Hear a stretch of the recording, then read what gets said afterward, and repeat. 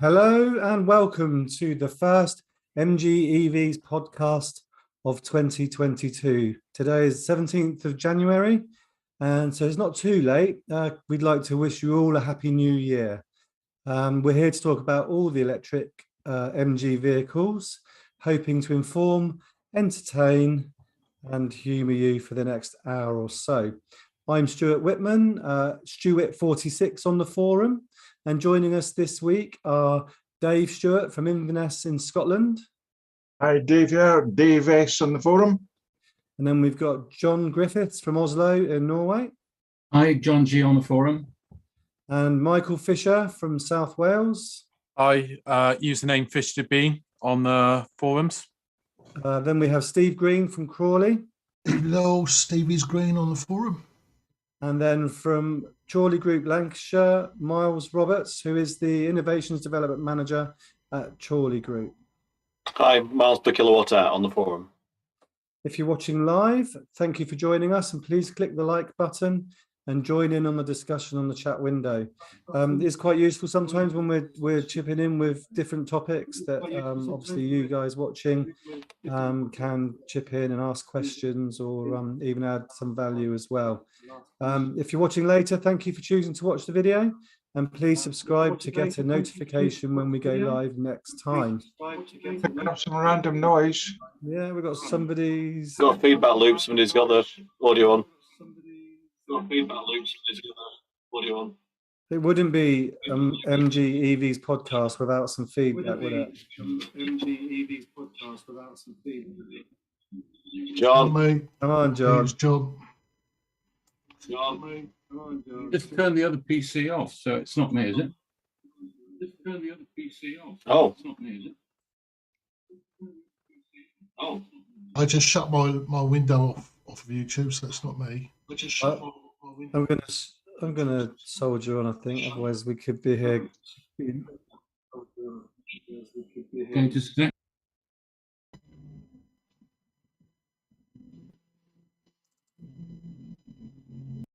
Okay, right. We'll carry on. See how we get on then. So, where were we on this live? Well, at least it's live, and we know it's live. Somewhere about hello. Yeah, we'll start at hello, Evening. shall we? We rerun it. Yeah, welcome to 2022.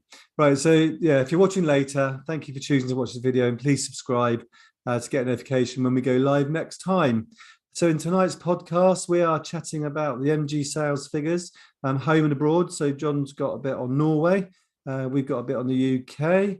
The launch of the MG ZS EV standard range with the 51 kilowatt battery. We're going to be talking UK plug-in car grant change and how it affects the pricing for MG models. We're also going to do a bit on the Motability bit as well for people that are interested in that. And then we'll just go through a few other bits. I know on the forum, beginning of the month, I asked the question, MG ZS or MG5, and what makes the difference? Why would you choose between the two? I certainly know why I've chosen the 5 over the ZS, but there's many different reasons why. So it'd be good to have your thoughts on that, and maybe we can chat about that towards the end. So to start with, then we'll talk about the sales figures for 2021. We've got here everybody be muted apart from the speaker. Yeah, it might be a good idea if we do. So, John, can we go to you first then with your Norwegian sales figures, please? Yeah, is there feedback now? No. Okay, good. Fine. Okay. Well done. Yeah, sorry about that. I get that. That's me starting the new year in the correct way. 21 was actually a bumper year for car sales in Norway, with the total sales up by nearly 25% to 176,000, which isn't bad for 5.5 million people. BEV sales accounted for nearly 114,000 units of this total and resulted in 100% electric market share of around 64.5%. December sales were 20,567, of which 13,334 were BEVs. As for MG, unfortunately, they didn't have as good a year as they did in 20. sales of the ZSEV were down nearly 32%, with 2,738 cars registered in 21 versus 3,720 in 20. I think timing of the launch of the facelifted version was certainly the main cause for this fall. So it'll be interesting to see how sales go in 22 as deliveries of the facelifted model and Marvel R pick up in Q1 of this year. Total sales for MG in 21 were 3,110, and as very few HSs were sold last year, I'm guessing approximately 200, 250 Marvel Rs found new owners in 21. MG's market share in Norway in 21 was 1.8%. It was down from 2.6 in 20. This put them on par with Suzuki, but ahead of the likes of Mazda, Citroen, Opel, and Mitsubishi. The one above MG was Polestar with a market share of 2.3%. By comparison, I did a check, and MG's UK market share was 1.87 in 21. Miles can perhaps confirm that. With the ZSEV, the 10th most sold BEV in the UK, with a total of 5,380 registrations.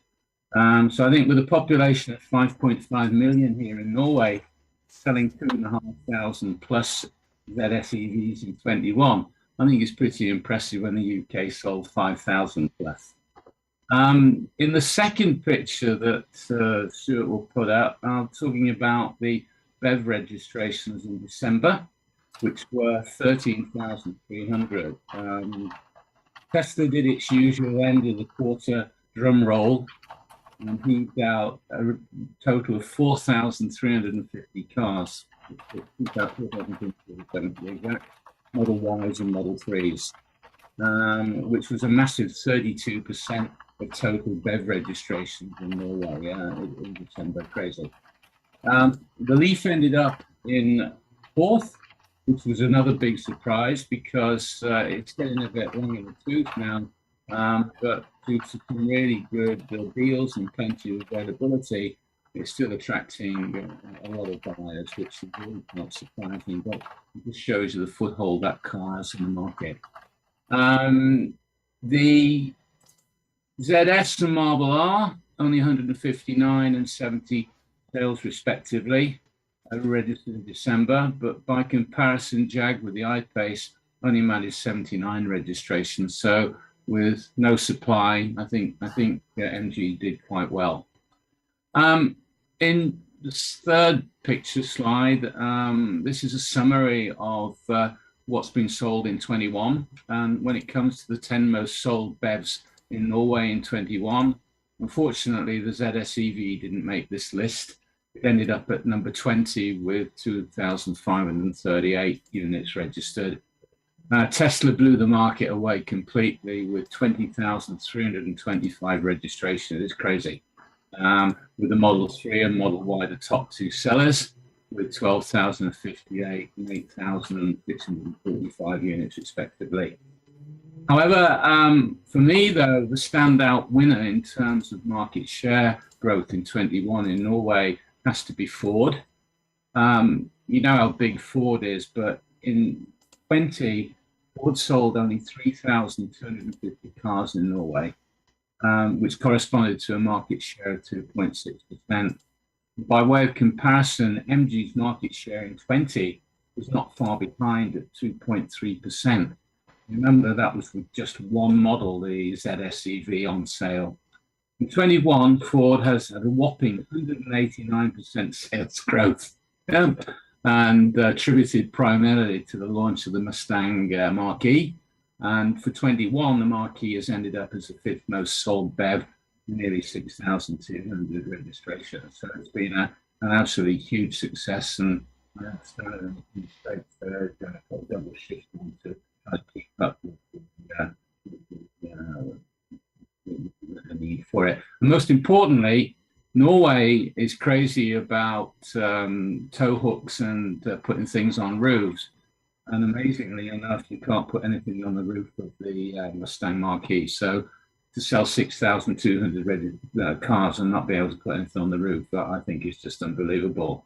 And that was, sorry, John, was that it wasn't launched, wasn't it, until the summer, was it? Or Yeah, no, it came out. It's January, February time that it Okay. came out, but they picked up sales. They had problems with getting cars from Mexico where it's built. So, but for Ford to go from 3,500 units to over 9,000 in a year is just absolutely incredible. So I'm sure people have got some nice bonuses, you know, with 21. I'll just remark on NIO, who started shipping cars out at the end of 21. They managed 69 registrations in December, and it looks like around about 220 cars for the year. Their first battery swap station is due to go live this month on the 19th, which I think is Thursday. So it'll be interesting to see how the planned rollout in Norway of additional stations goes this year. As a quick indicator, if you buy one now, you get 6 battery swaps a month, which is the equivalent of 600 kilowatts. And if you don't use it, you can use it on a card. So they're basically saying you can charge at charging stations. So quite an interesting concept to buy a car that is considerably cheaper, and you're paying about £170, £160 a month for the 100 kilowatt battery swap. So interesting to see how it goes, but looks like a fair number of Tesla people are going to it because of the 7 seats. But to sum up, for MG, with a brand new lineup starting in 22, and the MG5 set to launch this year, 22 could be a bumper year for the brand here in Norway. So fingers crossed we won't be disappointed. With the launch of the 5, is that the new long range sharpened up front? Lifted one, yeah. I'm not sure whether it's May that it's going to be available, but I don't know whether you can order one at the moment. But interestingly enough, there's a bit of comment about the Marvel R and people saying, I might prefer to go for the facelifted ZS because the boot's bigger. Really? Yeah, and of course it's cheaper, but it's not 4-wheel drive. But if you're not interested in 4-wheel drive, then interestingly enough, for many, maybe the ZS is a more, how can I say, rounded package. It's not as sexy looking and as fancy as the Marvel R, but then of course it's cheaper.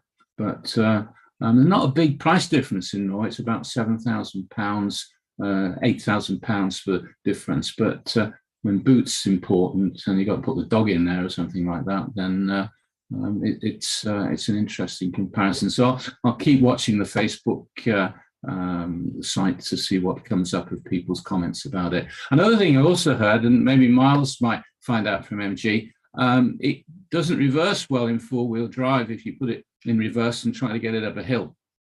So if you've got a slippery I've no experience with the Marvel R, sadly, and I don't have any. I've not heard any comments about that. I don't know whether they've another bike it or what, I don't know, but complaining about it's got no heated steering wheel. First world problems, isn't it? Yeah, well, it might anyway. But so as I said, it'd be interesting to see in January what the registration numbers are. But some people are getting their cars earlier, so and some people have been complaining that mate ordered one a month after he did, and he got his car before he did. So the usual problem.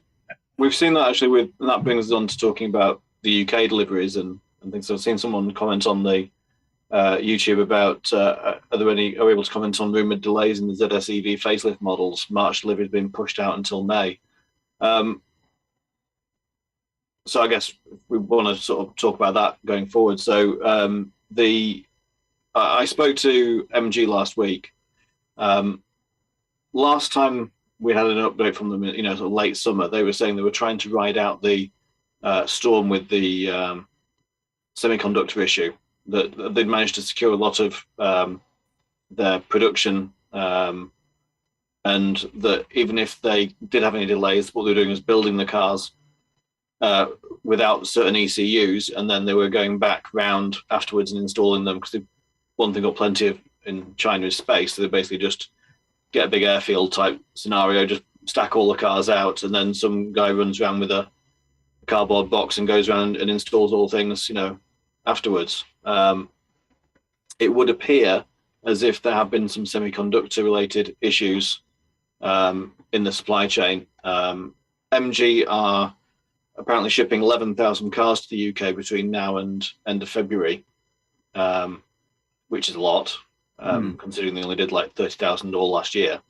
But of those, only 100 of them are MG ZSEV long range. About 500 of them will be the new MG ZSEV standard range. It's the facelift model with the 51 kilowatt hour battery. And I think there's a couple of thousand MG5s on there, so I think they're due in before March. But it looks as if the ZSEV seems to have hit a bit of a bottleneck. Now, at the moment, MG's system, pretty much every car is showing May. MG's order progress system is a bit like an abacus in terms of its advancement. So basically, if it doesn't know when the car's coming, if it hasn't been allocated a car on the ship to an actual order, then it just shows you a worst case scenario date, which is typically sort of 3 or 4 months in the future. And so every day you log on the system, that date becomes a date worst. So if you speak to your dealer and they say, well, we checked in the system today, it was showing April, it's now showing May. That's just purely because every day that you check that order, it moves on one further day in the calendar. So May is perhaps pessimistic, but I think quite a few of them may well come forward to March. Usually March is a month when they try and get a lot of orders out for the quarter end. But at the moment, certainly not coming before the end of February in any sort of quantity, which is a shame because I was waiting for a ZSEV facelift myself, and that's now showing May as well. So that's a disappointment. But we're seeing similar things across pretty much all of our marks. Nissan, a lot of their orders are 6 to 9 months, or it shows back order and you just don't get a date. With Vauxhall, they're sort of looking at about 12 weeks for a lot of their EV products like Corsas and Moccas and things. So again, that sort of takes you through till sort of, April. So that's where we're at really with stocks availability. It does sound as though there's 500 MG ZSEV standard range coming across. So, and the pricing has been released now, so we can perhaps go on to talk about that also. So the MG ZSEV now will start from, the SE standard range after the government grant, which is now dropped by £1,500. Means that the ZSEV standard range SE starts at 27,495. The trophy is 29,995, so sort of £2,500 more. An extra £500 again for the Trophy Connect, so that's 30,495.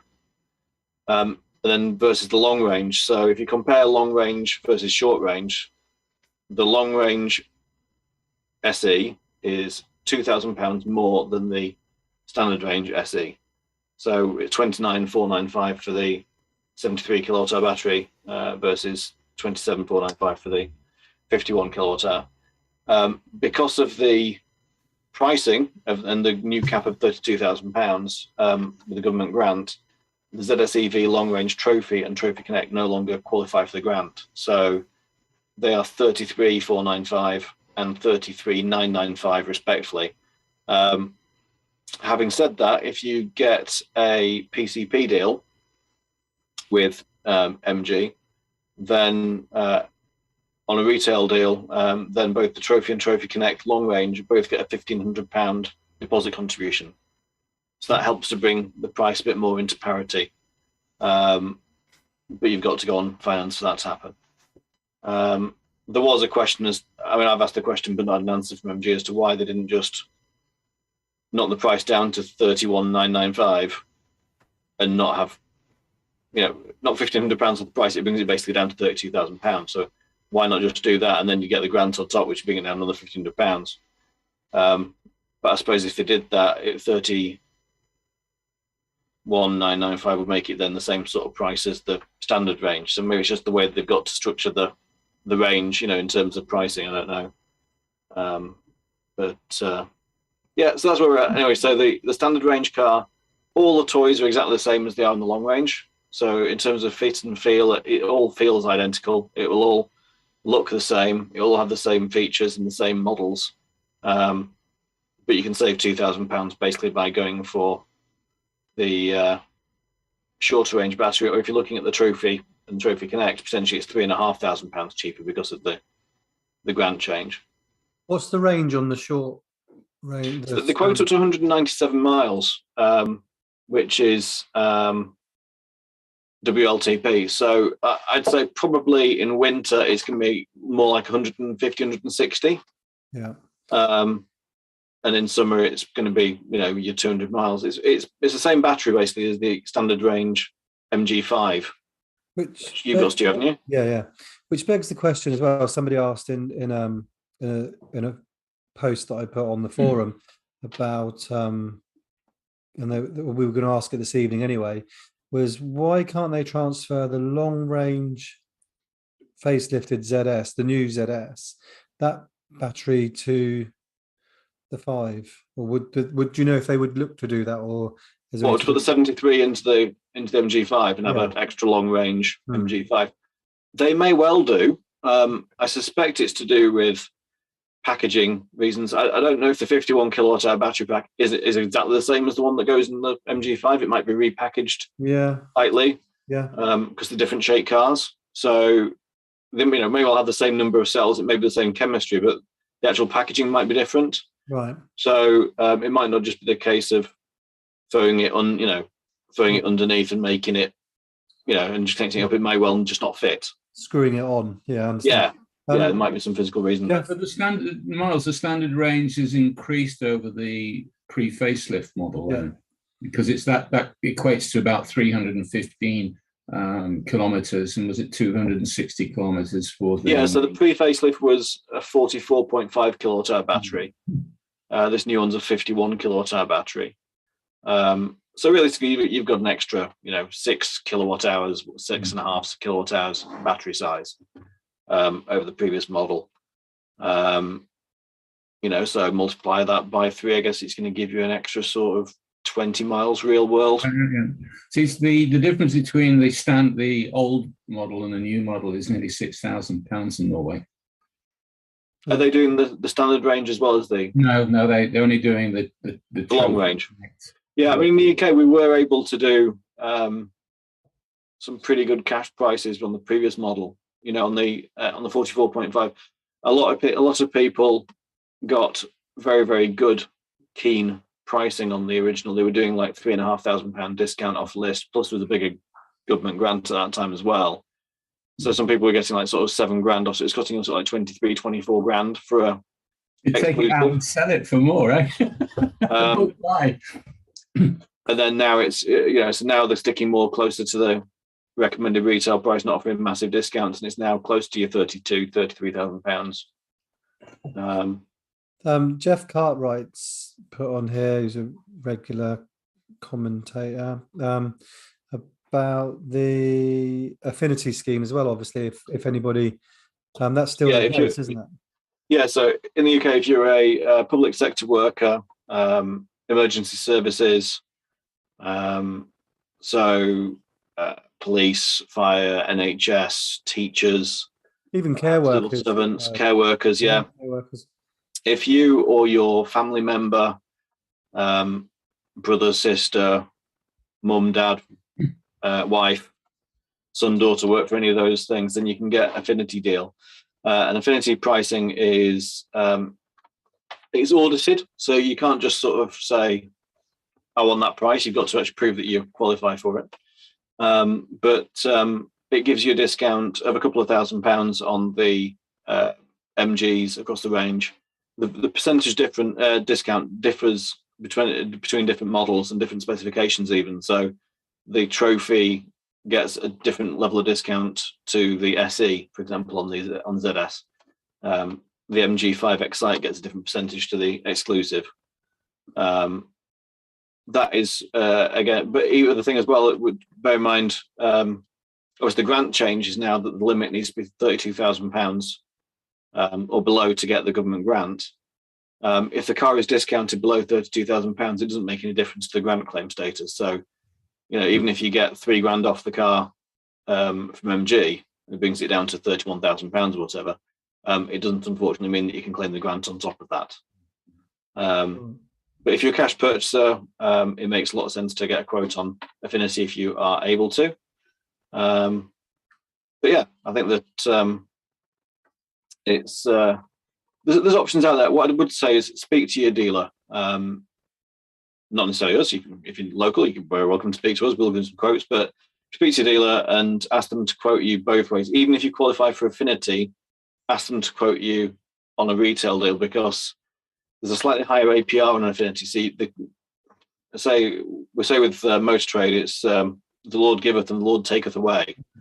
So they give you a big discount, but then they also give you a slightly higher APR to try and balance the books at their end. So, so if you get a quote on Affinity, just ask for a comparative quote on retail, just to make sure you're not shooting yourself in the foot by going for the Affinity deal. Interesting. Yeah, cool. Anything else on the ZS? The standard range demonstrators should be in stores within a few weeks when this shipment comes through. So probably by February, we should have the standard range demonstrators. Like I said, they're going to drive quite similarly. One of the interesting things about the standard range is that because the battery voltage is different, the overall power of the motor is increased slightly. So the 73 kilowatt hour battery has got a nominal power output of about 400 volts.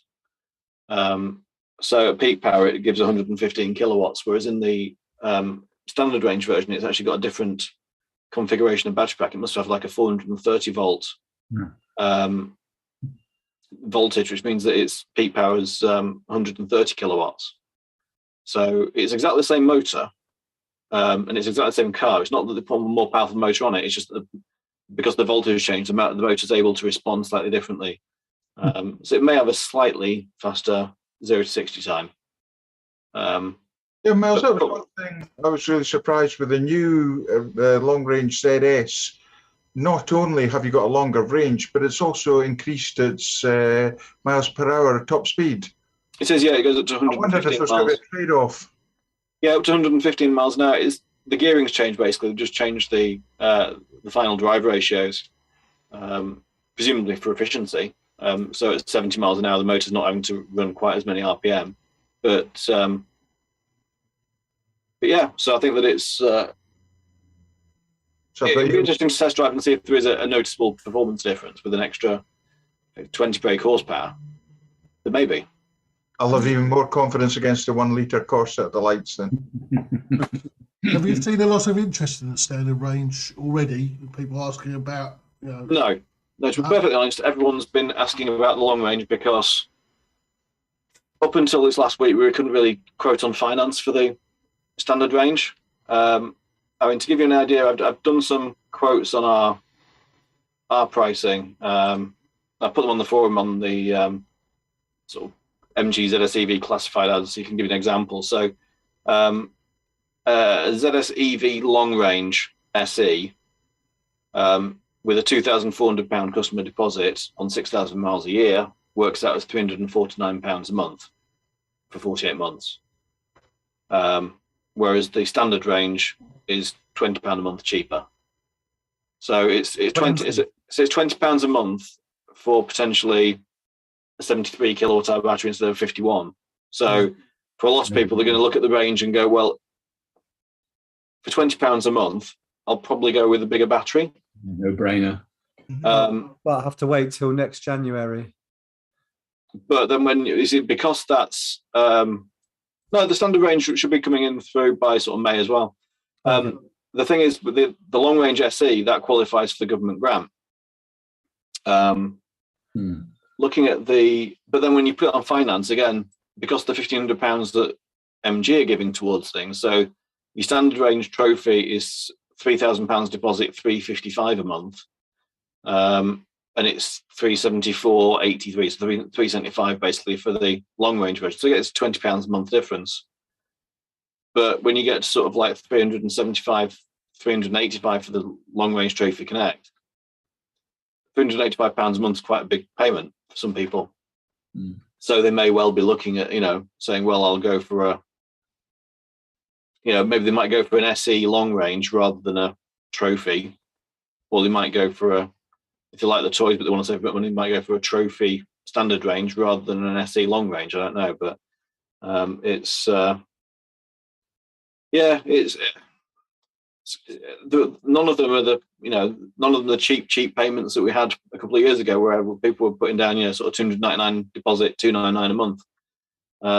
Everything's gone up, but they say that inflation is 6%, but I don't know what that must just be on baked beans, because everything else has got an awful lot more expensive. Well, I went to Sainsbury's to get some beans over Christmas, and I couldn't believe that they were £1.10 a can. So I think they've gone up more than 6% since the last time I went to buy a can. Bloody hell!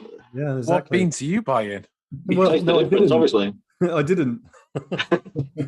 I put them back and bought some cheap Sainsbury's ones instead, which was still something like 80 pence. But yeah, so yeah, bad comparison for inflation there, I reckon. Well, I say they say inflation 6%. I'm seeing massive inflation with everything. Our electric bills are going through the roof.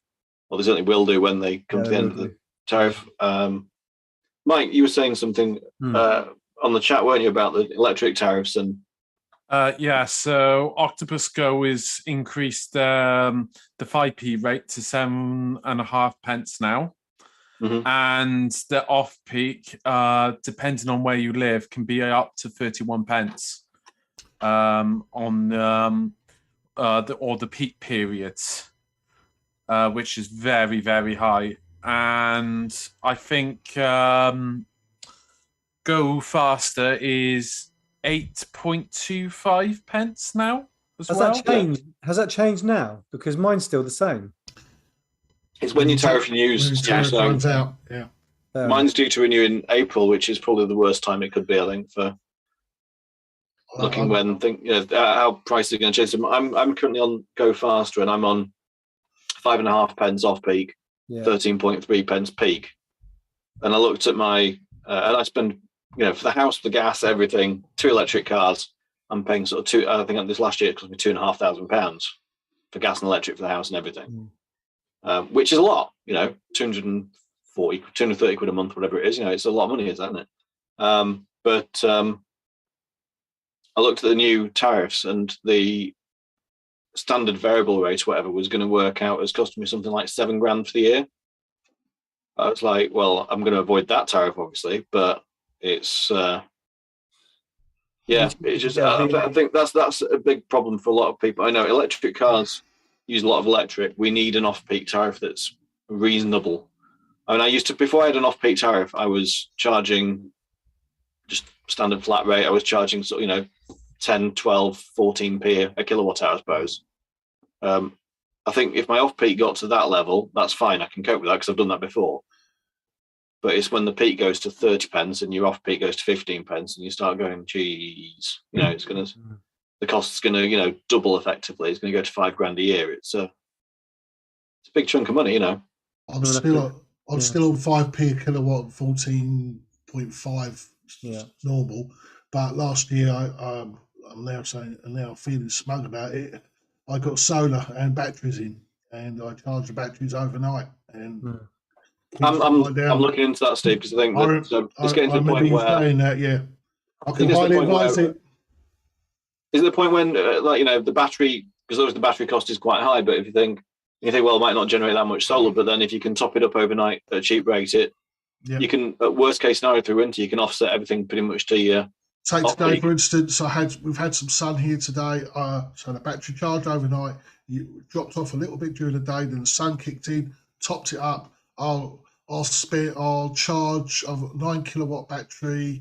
I will probably put about 5 kilowatts in that overnight.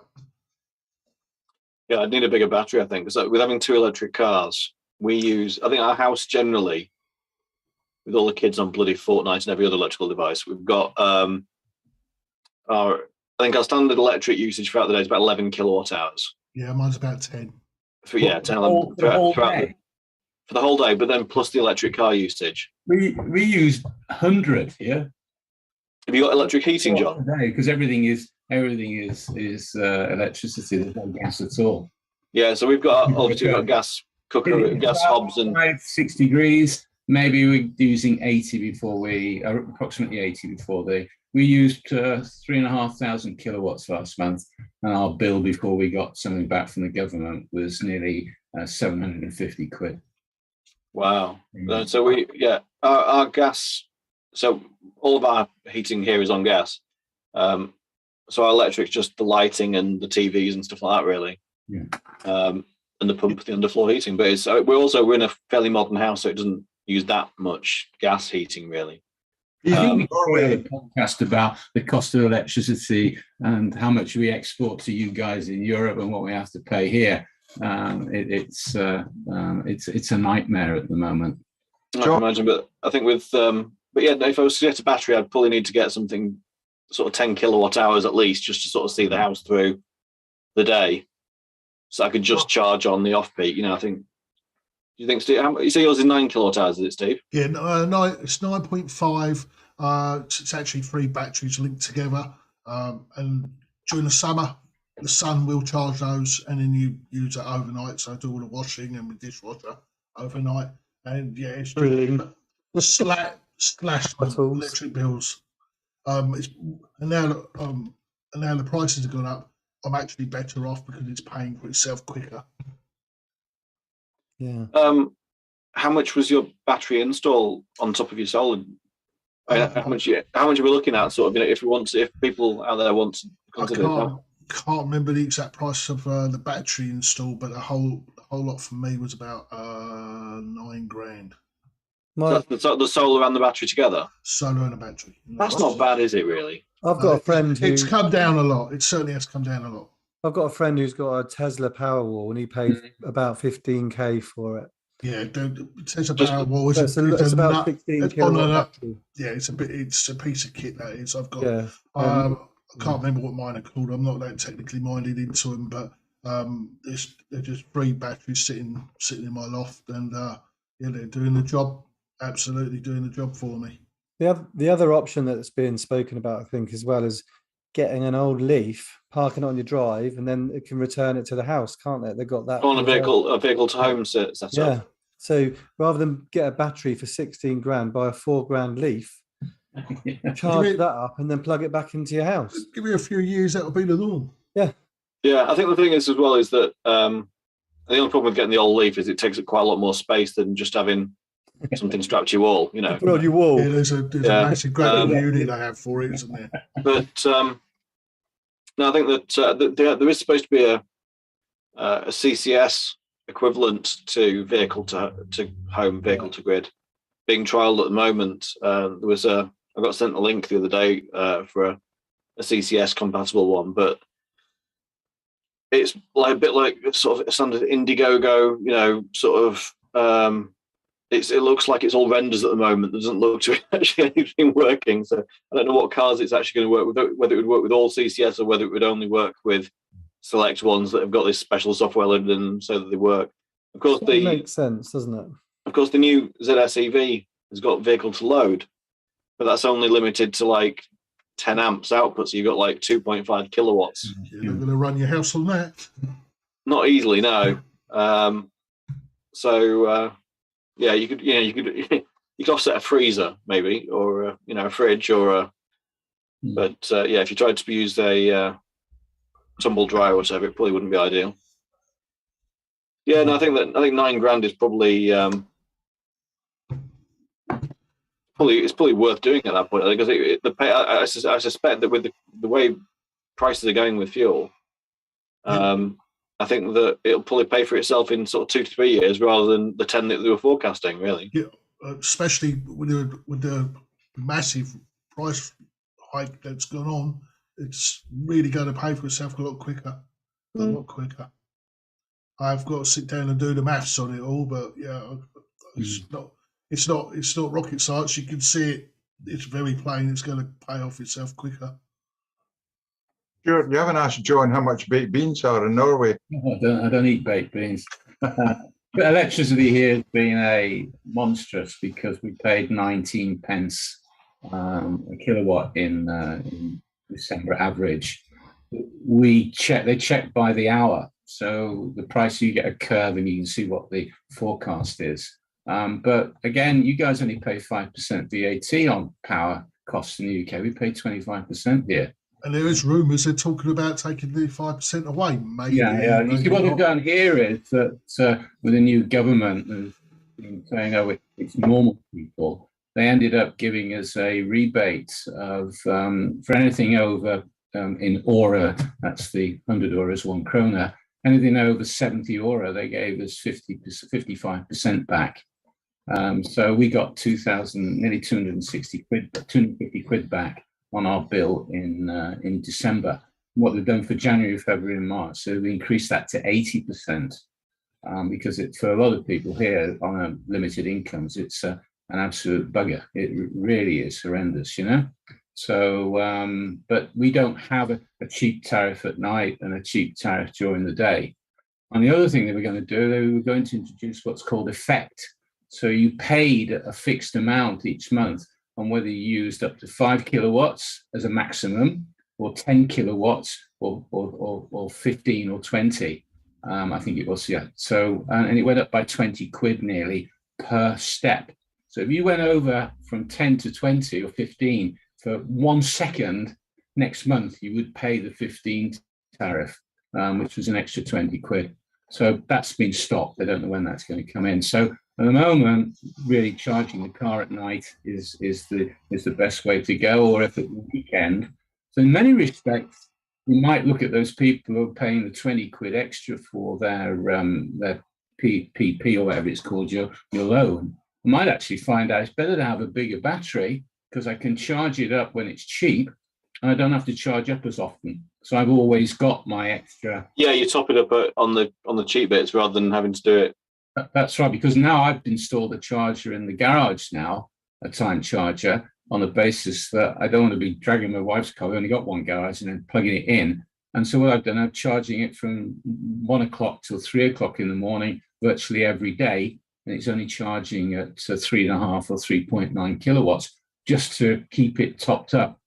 I think if we had a bigger battery, we could charge it a little bit slower, and we could save, when this comes in, this effect tariff, we could save the £20 a month that is actually being paid by exceeding, 10 kilowatts an hour.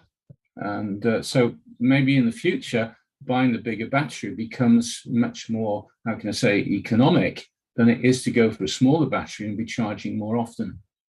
Yeah, that's what I've seen. I'm currently, because I have no stock of MGs, I'm currently driving a 40 kilowatt hour Nissan Leaf, and my wife is got the XC40 recharge, so she charges her car, on a Sunday night before she starts work on Monday, and then she can sort of do Monday, Tuesday, possibly Wednesday as well, without even worrying about charging. So for me, it's like, well, if I go somewhere on the Monday, I'll need to charge it Monday night to be able to go Tuesday. And then if I go somewhere Tuesday, I'll probably have to charge it Tuesday night as well. So she's a bit more flexible with that. So that's, let's say that's the benefit of having the bigger battery, isn't it? If you can manage almost a week without charging, you just charge when you want to then, don't you? And it's kind of what we're talking about before Christmas. Here, it's much cheaper at the weekends because power's not being used in Europe. But what we suffer from is if it doesn't blow and the wind farms don't create anything, then the price of electricity goes up here, right? So yeah, definitely, if you can fill your battery up at the weekend and it's enough to at least get you through 40 or 50% of the week, then that to me would make it up. In fact, that would be one of the arguments that I was trying to sell somebody on the idea of going for the bigger battery and paying the extra per month.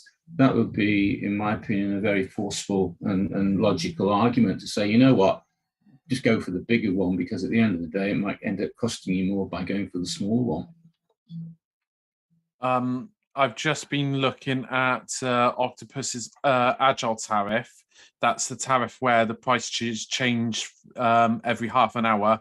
And since the last time it's gone negative was the 3rd of January. It went negative. but then it's been constantly, most of the time, 35 pence per kilowatt. For agile, yeah. Yeah. There's been some occasions when it's dropped down to below 20, but most of the time it's 35 pence from start of the day to the end of the day. So at the moment, agile basically isn't paying at the moment. No, it's not an agile type. It's just a big straight 35p. Well, look at this, Jesus. Yeah, that's the high. It's. I don't know. It's been a real source of contention. The problem is, it's you when you get an electric car and you start looking at the kilowatts per hour or the amps per hour per 100 kilometers or whatever. We've got an app and we can plug in, and at any time it will tell us how many kilowatts we're burning. So main topic of conversation, having a coffee in the morning when we pull us out of the bed is how many kilowatts should we use it? Just working that out with that 35 pence, that works out. If you're doing 3 miles to the kilowatt hour, that works out at something like 11 pence a mile. That. And then when you look at that 11 pence a mile times, let's say 35 miles, if you're doing 35 miles per gallon, that it's still sort of half the price of petrol, isn't it? I guess. But it depends on the efficiency of the car. I mean, if you look, of course, petrol costs have gone up a lot at the moment, haven't they? So, petrol cost is like 145 a litre, something like that here. Yeah, 150 down there, but yeah. I also get free charging at home. Got some today. We got low sun. I've got 5 kilowatts off the sun. Yeah. Okay. Because once the battery's charged, any solar goes to the grid, but because I've got Zappy and other models do it as well, goes straight in the car. It's one of those. It's almost like a tariff lottery, isn't it? Because even if you sign up for one, you like we mentioned, mine will be due for renewal at some point, and then it's going to be whacked up. Then you've either got to sign up for that year, or pay over the top until it comes down, haven't you? Yeah, and like somebody said in the chat about it being like fuel poverty potentially for a lot of people. I think there will, because there's, it's all right for me to sort of say, I can look at getting solar panels and a battery, and I haven't got the money in the savings to do. I could take out a loan fairly easy because of good credit history, so I'd be able to take out a 9-10 grand loan, have the money in my account tomorrow, get it banged on my house, and start paying a lot less for my fuel bills. But somebody that's living on a electric meter with a coin operated meter, where they're paying 50 pence a kilowatt hour or whatever, or even if they're not, they're still going, their price to go suddenly cost them extra 2 grand a year when they're already on a national, on a minimum wage job. It's going to be horrific for people. I really, really feel very, very sorry for people. I was listening to a journalist at the weekend about the rate of inflation. They were saying that the government are kind of looking at means testing energy as well. So I guess if you're earning so much, maybe because there's different ways of kind of doing it, I guess, where if they just knocked off something, then everybody's going to get affected, but there are more people that can maybe afford it than can't. I don't know. So I know that's something they're looking at is looking at. It's very difficult because they went through all of that up and down in November when this idea came in, and they've limited it to private people at 5,000 kilowatts a month. But you've got somebody earning £400,000 a year using 3,500 kilowatts. They're getting the same as some poor, single mother. Then this is kilowatts, and so you could have knocked it off the VAT by reducing it. But if you've got a second home or a cottage in the mountains, for example, then obviously you don't get it. But it's very, very difficult to means test it to get it out fast enough so that the payment is actually received there and then. We actually get it knocked off our bill, so the bill is physically less.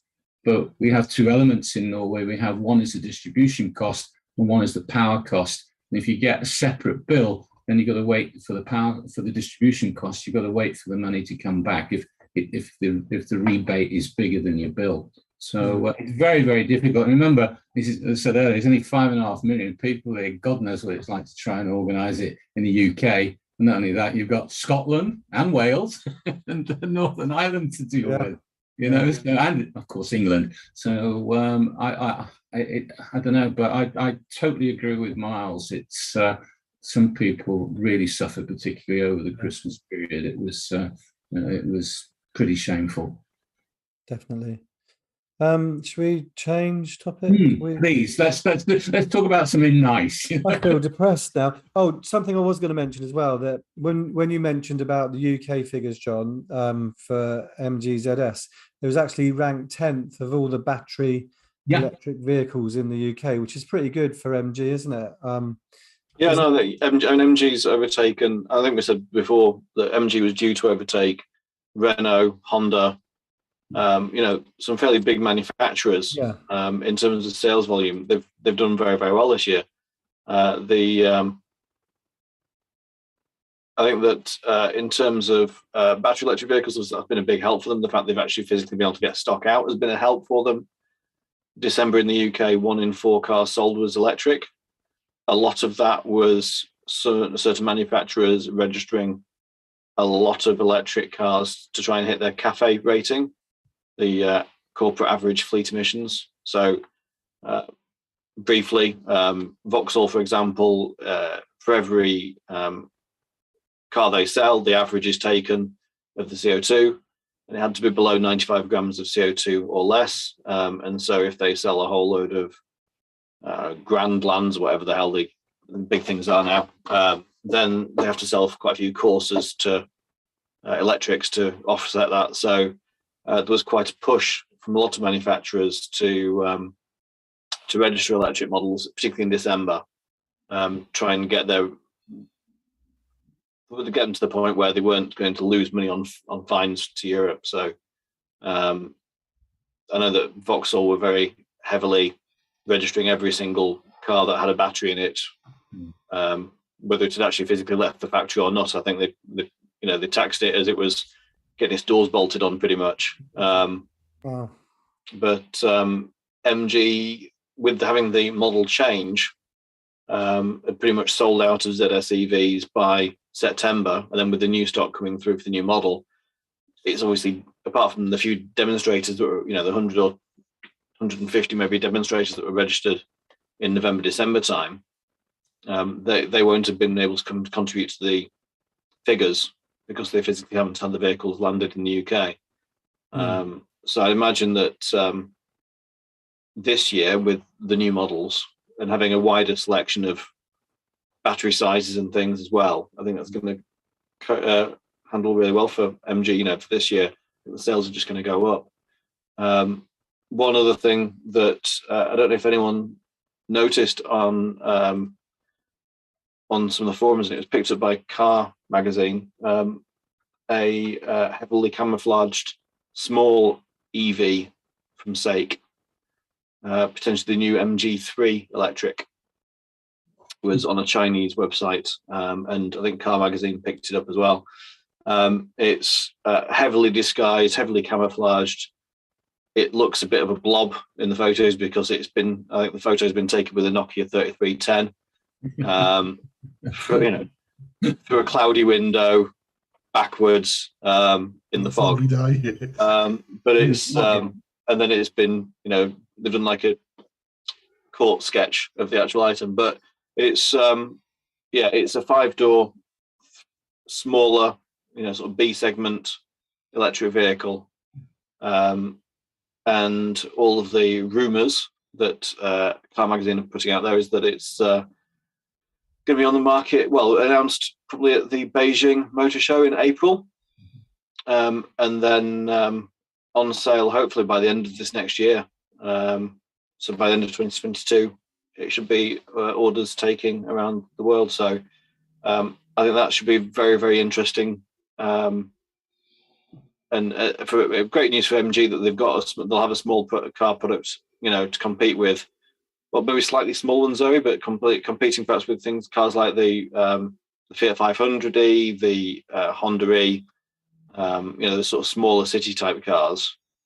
But hopefully with decent range. If MG is anything to go by, I can't imagine them putting a battery size smaller than 50 kilowatt hours in it. So I'd imagine it'd be a decent range sporty little. It looks quite sporty in the photos.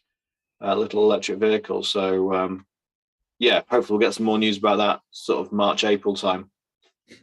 Miles, have you had much time to play with the infotainment system in the new ZS and the facelift? No. Now, the reason I ask is that there's been an awful lot of criticism over here about Neo and its infotainment system, as well as BYD Tang and this new honky thing that looks like a Rolls-Royce lookalike. And it seems to me, based on what I saw of the Marvel R, that MG's done a very, very good job with the rewrite of the infotainment system. Some of the stuff on the Xpeng has also got slated, the 7, the saloon. I've seen that on Bjorn was saying about, he was testing an Aura cat. And he said that the infotainment that was laggy. You know, it was. I think when the first time you loaded something, it seemed to take longer to load up, but then when you went back into it, it was then okay. You know, but the first time you load it, it was like it was having to boot the app for the first time, and it was taking a while. It's things like that. There appears to be a very, very different way of presenting infotainment or information on the car to the Chinese group audience. Yeah, particularly with Neo. Really probably should have had 2 operating systems, one for Europe and one for China. Because now what you're doing, if you're going to change something specifically for the European market, then how do you retain what was there before? It does the same as the MG. It only showed the amps and the volts. So you work out what the kilowatts were. It didn't show you the battery percentage, things like that. Difficult to find out how you turn the seats off, so the heated seats. So there appears to be, in my opinion, what I saw at the Marvel R. I was very impressed with the infotainment system of the Marvel R. So I'm going to try and get a test drive this week of the facelifted ZS to take a deeper dive into the infotainment system. But yeah, I mean, I've only driven the car for a couple of hours, to be fair, because just never had the ability to take it home and drive it, because it's always got to stay on site because I've only got one demonstrator available at the branch. The car that I was hoping to have by Christmas never turned up, and I'm not getting another one probably till April. So so I've only driven it for a couple of hours and, you know, played with the screen. It seemed quite responsive when I was using it, and it seemed also like it was responsive. It seemed quite clear, quite easy to find where things were. But one thing I have noticed is that the Trophy and the Trophy Connect have got differences in the software, because the Trophy Connect's got things like Amazon Music, which the Trophy doesn't have. Voice recognition, isn't it? And voice recognition. So there's actual differences between like the menu screens. When you swipe across, things aren't necessarily in the same place because you're missing a feature. But rather than just have moved everything across one, decided to rewrite the entire screen. So that just makes it. Example, I mentioned this probably before. There's no out-of-the-box support for Spotify or Apple CarPlay or Android Auto in the Neo or the Tank. Yeah, and that seems strange. MG it was out of the box in the one behind me. So I'm quite impressed with the fact that MG seems to have, whatever they've done it correctly, or more correct than the other ones, if that's the best way of saying it. So, you know, particularly when you've got a car, the Neo has been out in production for 2 years, 2.5 years in China. So it's something to be borne in mind. So, as I say, if I get my hands on a demo version of a facelift, I'm really going to go to town, and I'll probably put some posts up. But all kudos to MG if it's as good as I think it is from the playing around I had in the Marvel. Yeah, most reviews on YouTube actually comment on how much improved the infotainment system is in the new facelift. It even looks very nice. It looks it looks very modern. It's not just but the resolution has been increased massively. About that another time to compare the infotainment system, because and particularly the heating, the one behind me, if we could change it, I'd change it tomorrow. I'm sick and tired of the of the heating controls on it, Sorry, just as time's popping on along a bit. So just quickly, just a question from JT about in the Connect. Is the subscription to Amazon Music for life, or is it a? So what it is if you don't have an Amazon Prime account already, which a lot of people in the UK do just for free delivery, but if you haven't got an Amazon Prime account, you can get a free Amazon account, and then you put your details into the app that's in the car, and then that lets you stream music. But it's a bit like basic Spotify. It might not have every album that you're looking for. It might only give you a limited selection of playlists. If, however, you have a Prime account or an Amazon Music subscription, then that would give you access to that through your same login details. Okay. The car itself has a SIM card in there with data, which it piggybacks onto the best network in the area. So in the UK, it'll choose between O2, Everything Everywhere, 3, Vodafone. It'll hop on whichever the strongest data signal.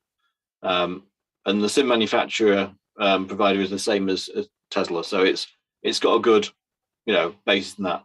Having said that, the limit of the SIM card data is 1 gigabyte a month. So you're going to burn through that fairly quickly if you're streaming music all the time. And certainly if you tried to use the car as a hotspot, for example, for a device, my son would burn through that on a high definition video of somebody playing Minecraft in probably about 30 minutes. So the Amazon, the Connect features are useful if you don't have a smartphone. If you don't have a smartphone with, say, Android Auto, Apple CarPlay, then I'd say the Connect is quite useful. If, however, you've got an iPhone or you've got a Samsung or whatever, an Android Auto capable phone, you'd probably find it just as easy to get the trophy and plug your device in and then use your own streaming data and everything else. The other benefit of the Connect, though, is that you get the voice controls. So you're able to say things like, MG, open the roof, and it will open the panoramic roof for you, or navigate to wherever, and it will then. And one thing, the difference between the Connect, again, more similar to what you have on what you used to with Google Maps, for example, is if you've got Android Auto, you can say, Google, navigate to Chorley Group Burnley, and it will effectively do a point of interest search for Chorley Group Burnley. You don't need to give it the postcode of the address. It'll just search it on the web. It'll find the address and it'll take you there. Whereas on most in-car sat navs, you've got to put a postcode in or put a street name in. If you get the Connect version, then the navigation does point of interest searching. So you can put in, you can say to the car, navigate to Chorley Group Burnley, and it will pull up that address from the net like Google Maps would do, and then it can navigate there. So again, it's if you haven't got a smartphone, Connect makes sense. If you have got a smartphone, how often do you need to say open the roof? Mike, is the infotainment system still able to play video? Yes, that's excellent. I use that feature when I'm sat waiting for the other half. Yeah, very good. When you start waiting in traffic, Steve. So, John, when you've got your pilot on. Isn't there another advantage with the Trophy Connect that you get over-the-air updates? You get over-the-air updates on all of them in the UK. Oh, you do? Okay. Mm-hmm. Yeah, they've all got a SIM card in there. It's just there's certain things that are not, because they've all got the SIM card for the app. Because the app's available on the iSmart app's available on all the range. So you get over-the-air updates on all of them. Having said that, the first thing that MG said to us recently was, please can you update the infotainment system in the demonstrators, because we've got a new version of the infotainment software and we can't do it as an over-the-air update. so there are still going to be certain updates that it has to come into the dealership for. But the idea with over the air is, in theory, it could do, if there was a battery tweak to do or whatever, it could do it over the air.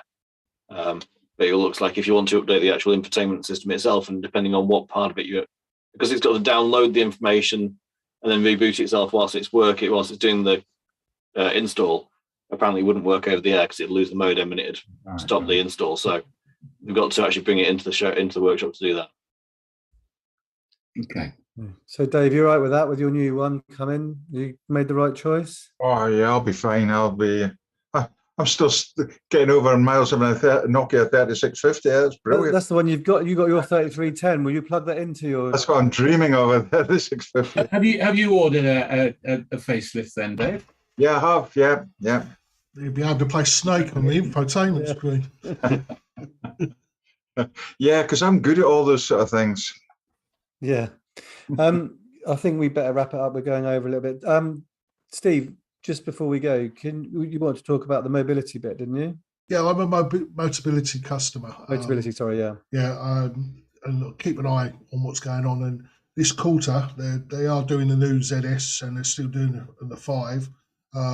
You have to pay, if you're on disability higher rates, you can use part of your payments to get a car, which is what I do. And a lot of the time, you can get a car with zero paid out extra payment. But with the ZS, you're looking on between £900 and £1,500 through the 3 of them, and the 5 is you're looking at 2,749 down payment on that, which I think I think next quarter they will go down. Is what I saw from when I was looking at my one. I actually extended my lease for an extra 2 years because I couldn't find what I wanted. I didn't want to go back to a nice car, and then I saw the ZS on there, but they wanted £1,000 for it at that time. I waited till the next quarter, and it was only £200.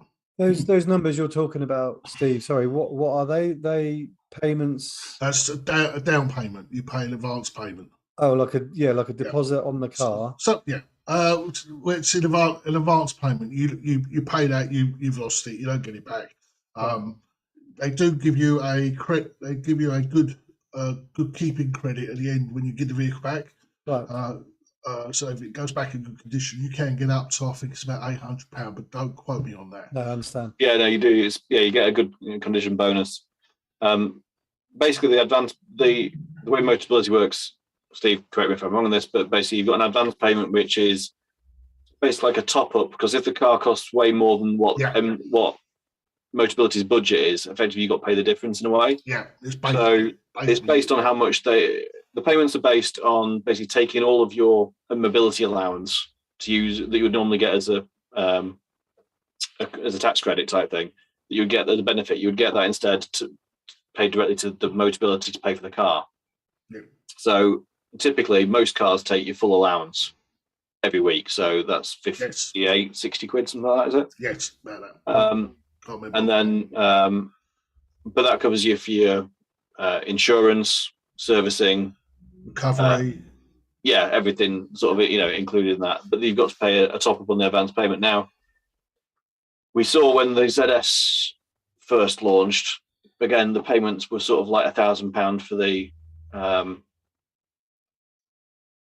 entry level, and for the Excite, and then for the exclusive, it was sort of £1,299 or £1,500 at one point. And then it did drop down to the point where it was free for the Excite, and it was £200, I think. £200 or £300 for the exclusive. So what you tend to find is that it depends on how many cars MG's got spare. At the moment, they've got like 4 or 5 month waiting list, so they don't need to give a big discount to Motability to shift some cars because they've got plenty of demand. I'm not that worried, but personally, because I've still got a year and a half left on my car before I have to hand in. We keep them for 3 years. You can extend that up to, I think they give you an extra 3 years on it. I kept my leaf for an extra 2 years on top of what I should have normally kept it, purely because I wanted to find something to replace it, and I couldn't when it was time to. So I will see what it's like when I get near the time. If not, I'll keep it for an extra couple of years, and hopefully someone will come along in. Yeah, it'd be worth keeping an eye on that and keeping it in the news as well, like on the chat that we have, because we don't have enough of that. And I'm sure there's a lot of people that are using it on that scheme, aren't they? I've heard of a couple of people on Facebook chat who are Motability customers. We nice. Might post something in the forums and see Definitely. how many others are are interested. Yeah, definitely. Okay, so anything else anybody wants to add? I know we've got a few questions on the chat that probably haven't got time for now, so apologies for that, maybe next time. Anybody else on the screens got anything to say, anything to add? No? Looking at Nigel's said, is there any truth to doing away with 3-pin chargers in the future? It's a new one on me, is that, Nigel? But at the same time, with bigger batteries, you know, if you've got a 73 kilowatt hour battery, it's going to take best part of 2 days to charge it on a 3-pin plug. So maybe that's the real, you know, maybe that's the thought as to why they might stop using them, because it just gets silly. But not that I'm aware of, Nigel. I've not heard that. No. I hope not, because one of my customers has an outdoor one that I plug into while I'm working there. So I hope not. All right. So you get extra like 8-10 miles, whatever, whilst you. I actually puts on 40 miles actually during the summer. Is that when you're there for a few hours? Then it's not just, you're not just there for an hour or so. 7 or 8 hours. Yeah, definitely. Otherwise it wouldn't be worth the effort, would it? Right, let's leave it there then. Okay, so before we go, there's a few things I want to bring to your attention as ever. If the script hasn't changed, if you'd like to support us, please consider the premium membership for just £3 a month. It gives you the premium member badge, the ability to upload a profile banner, the ability to select the MG Red theme, and a discount code for MG EV's merchandise, full 10% discount when you use the code, and the knowledge that you're helping the MG EV's community. And finally, whoops, my screen's just gone. Excuse me. Right, and finally, let's call it a day. So that's it for the MG EV's podcast this week. So my thanks to Dave Stewart. Thanks, everybody. Steve Green. Good night, everyone. John Griffiths. Good night, everybody. Thank you for watching. Mike Fisher. Good night, all. And as ever, Miles Roberts. Cheers, guys. And in the background, working as hard as he possibly can, Stuart Wright. So we will be back with the MG EV's podcast soon. Look out on the forum for when it is. And obviously, as we said before, subscribe and you'll get notified when it's coming back on. So please click all the likes and subscribes. We really do appreciate that. Thank you from myself, Stuart46 on the forum, and we'll see you on the next podcast. Bye for now. Bye, everyone. Bye, everybody.